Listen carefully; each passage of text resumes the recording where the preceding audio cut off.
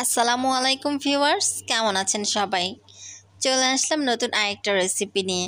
আমার আজকের recipe noodles দিয়ে একটি ভিন্নভাবে নাস্তার রেসিপি। নুডলসটাকে সবসময় একঘেয়েমি করে না খেয়ে যদি একটু ভিন্নভাবে খাই, মন্দ কি তাতে? তো আমি এখানে এক প্যাকেট নুডলস আগে থেকেই সিদ্ধ করে রেখেছি।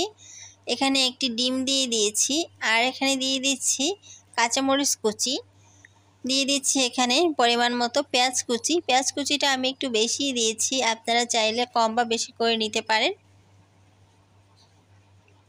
এখন দিয়ে দিচ্ছি এর মধ্যে ধনিয়া পাতা কুচি।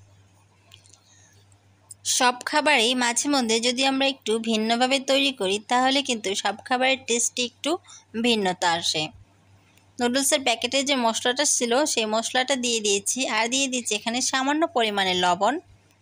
তো সবগুলো উপকরণ এখন আমি খুব ভালো করে হাত দিয়ে মিশিয়ে নিচ্ছি। এই কাজটি চাইলে আপনারা চামচ দিয়েও করতে পারেন, কিন্তু আমি হাত দিয়েই করে নিচ্ছি।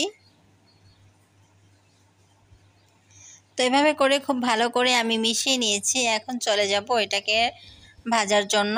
তো এখানে আমি ফ্রাই প্যানে তেল দিয়ে তেলটা ফ্রাই প্যানে চারদিকে একটু ছড়িয়ে দিচ্ছি। তেল গরম হয়ে এলে এখন ডিম আর নুডলসের যে মিশ্রণটা তৈরি করেছিলাম সেটা এখানে দিয়ে দিলাম। তো এটাকে আমি একটু গোল শেপ করে দিচ্ছি।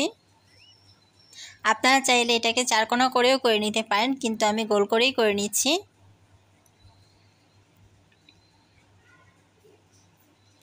এখন এটার এক পাশ আমি উল্টে দিচ্ছি।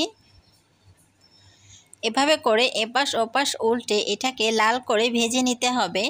আপনারা এটাকে বিকেলে চায়ের সাথে অথবা বাচ্চাদের টিফিনে কিন্তু দিতে পারেন, খেয়ে নেবে এক নিমিষেই। তো আমি এটা এখন কেটে আপনাদেরকে দেখাচ্ছি যে এটা কতটা লোভনীয় হয়েছে। খেতেও কিন্তু দারুণ। যদি আপনারা তৈরি না করেন তাহলে কিন্তু বুঝতেই পারবেন না। এভাবে করে তৈরি করে নেবেন। আজকের মতো বিদায় নিচ্ছি। সবাই ভালো থাকবেন। আল্লাহ হাফেজ।